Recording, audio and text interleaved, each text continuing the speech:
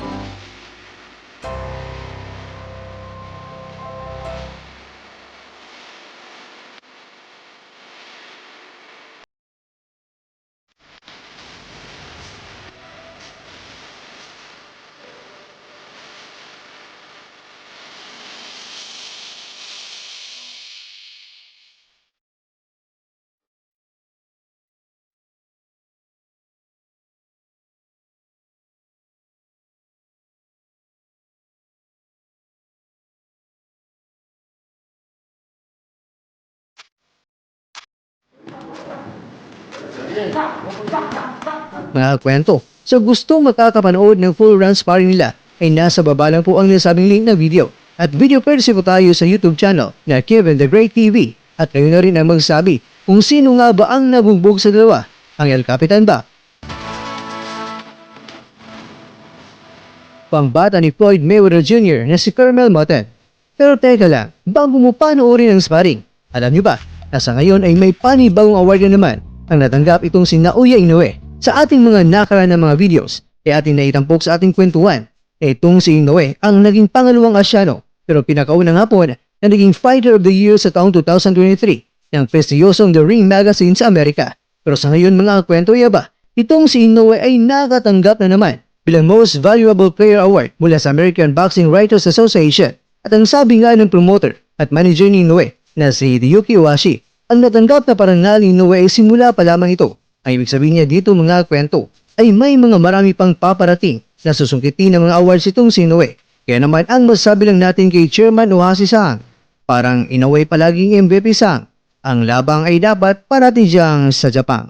Well anyway, ang reward nito mga kwento ay tinatawag na Sugar Ray Robinson Award na natukoy sa pamamagitan ng isang press vote ng Boxing Writers Association of America o BWAA. Ipinaalam ng BWAA President na si Joseph Santo Riquito sa pamamagitan ng pagtawag sa telepono sa kampo ni Inoue na ito ang unang pagkakataon na nanalo ang isang Hapones ng parangal na simulan mula noong 1938. Ang desisyon ay ginawa sa pamamagitan ng boto ng mga membro ng BWAA na binubuo ng 94 na mga regular members at auxiliary members. Sinabi pa ni Chairman Ohashi na ang unang nakatanggap ng parangal na ito ay noon pang 1938 at ang buksingerong ito ay si Jack Dempsey. Siya ang unang nagawaran ng parangal na ito mga kwento. At dagdag pa ni Ohashi na tunay na kamangha-mangha talaga at nakakabilib itong si Inoue dahil siya rin ngayon ang naging pinakaunang Japanese na nagawaran ng BWAA Athlete of the Year Award na sinimulan ng mga legendary boxers. Kaya klarong-klaro na sinabi ni Washi na wala siyang masasabi dito. Kahit pa, marami na siyang binitawang mga salita. Samantala, ito ang pumasok sa isipan ni Sean Gibbons, ang presidente ng Manny Pacquiao Promotions, na naniniwala siya na napaka-interesado ni Pacquiao na kasahan itong undefeated na si Gervonta Tank Davis at gusto pa ni Gibbons ng laban ay gaganapin pa sa Saudi Arabia dahil si Pacman ay sobrang sikat na sikat sa Saudi at maraming nagmamahal kay Pacquiao doon. Kaya kung may laban si Pacman na gaganapin sa Saudi, siya si Gibbons na tatangkilikin ito ng mga boxing fans. At ayon pa kay Gibbons, total, sinabi naman ni Pacman na age is just a number. Kaya nga sinabi ni Gibbons na kaya pang makipagpupukan ni Pacman kahit pa 100 taong gulang na ito. Matagal na ring panahon na gusto ni Pacman na lumaban sa Middle East kaya isang magandang pagkakataon na ito ayon kay Gibbons. At alam naman natin mga kwento na sa mga nakarang interview ni Pacman na sinabi niya na pwede niyang kasahan itong si Davis at siya ay magbabawas lang ng timbang para harapin itong si Davis. Pero sa ngayon ay ba, muling nabuhay ito sa isipan ni Gibbons at sinabi pa niya na match talaga itong si Pacman at si Tank Davis kaya masaya itong panurin. Pero teka, sa edad ni Pacman ngayon, hindi kaya delikado ito sa ating pambansang kamao dahil baka mapahamak siya dito. Pero syempre, malaki ang tiwala natin sa ating pambato, si Pacman yan. Pero ikaw kakwento, ano naman ang masasabi mo dito?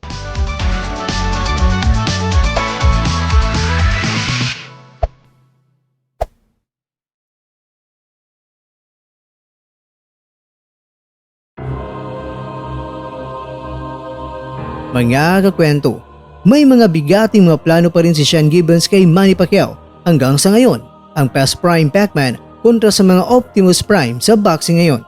Pero hindi maiwasan na mababala ang iba nating mga kababayan, lalo na sa laban ni Pacman at ni Yordenis Ugas na kitang-kita ang father time ni Pacman habang nakikipaglaban. Pero ikaw kwento, nararapat ba ang plano ni Gibbons kay Pacman? At ano naman ang dahilan sa pagkipaglaban ni Pacman? Kasikatan ba na sobrang sikat na niya?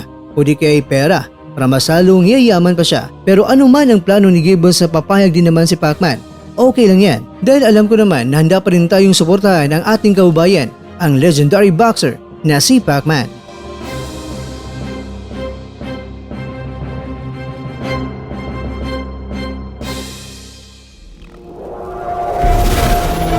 At dyan nagtatapos ang ating kwento.